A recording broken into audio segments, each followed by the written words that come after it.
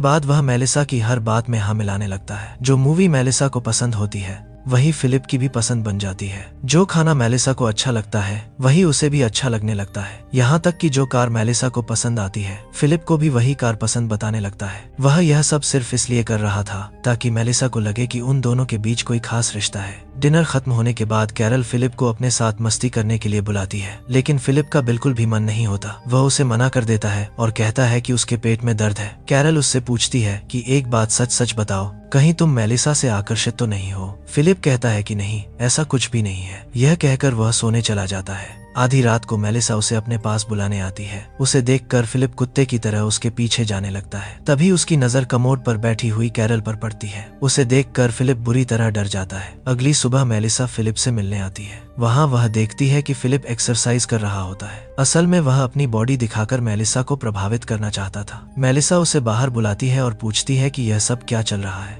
Philip कहता है कि यह मेरी तरफ से तुम्हारे लिए एक तोहफा है, क्योंकि मैंने तुम्हारी लिमोजीन तोड़ दी थी। मेलिसा कहती है कि तुम्हें यह सब करने की कोई जरूरत नहीं है। इसी बीच कैरल फिलिप को आवाज लगाकर अपने पास बुलाती है और पूछती है कि क्या तुमने मेलिसा को नई कार गिफ्ट की है। फिलिप कहता है कि हाँ, क्योंकि मैंने उसकी लिमोजीन तोड़ दी थी।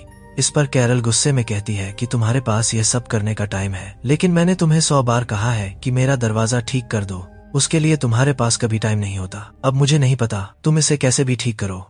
इसके बाद कैरल मेलिसा को अपनी शादी की फोटो दिखाती है जिसे उसने खुद बनाया था। मेलिसा पूछती है कि अगर तुम दोनों की शादी हो चुकी है तो तुम दोनों साथ में क्यों नहीं रहते। कैरल कहती है कि नहीं, मैं उसके साथ नहीं रह सकती, वह बहुत गंदा है। मैंने उससे शादी सिर्फ धरती की जनसंख्या बढ़ाने के लिए की है। उधर फिलिप दरवाजा ठीक कर रहा होता है। तभी मेलिसा उसके पास आती है और कहती है कि मेरे पास एक जनरेटर है जिससे हम बियर ठंडी करके पी सकते हैं, इसीलिए तुम शाम को कैरल को लेकर मेरे घर आ जाना। लेकिन फिलिप अकेले ही उसके घर बियर पीने पहुंच जाता है और कहता है कि कैरल की तबीयत खराब है, इसलिए वह नहीं आ सकती, जबकि उसने कैरल को यह बताया ही नहीं था कि मेलिसा ने बियर के लिए बुलाया है। बातों के दौरान मेलिसा बताती है कि वह पिछले 2 सालों से किसी मर्द की तलाश में भटक रही है, क्योंकि उसे भी मजे किए काफी समय हो चुका है और उसकी भी कुछ जरूरतें हैं। फिलिप कहता है कि हाँ, मैं समझ सकता हूँ, यह सब नेचुरल है। मेलिसा कहती है कि मैं तुम दोनों के लिए बहुत खुश हूँ कि तुम साथ में हो। भले ही तुम दोनों के बीच अनबन चलती रहती हो, लेकिन तुम दोनों साथ में तो हो और मैं इसकी इज्जत करती हूँ। वहीं फिलिप अंदर ही अंदर तड़प रहा होता है। वह उसे बताना चाहता था कि वह कैरल से बिल्कुल भी खुश नहीं है और वह मेलिसा जैसी लड़की के साथ जिंदगी बिताना चाहता था, लेकिन उसे क्या मिला?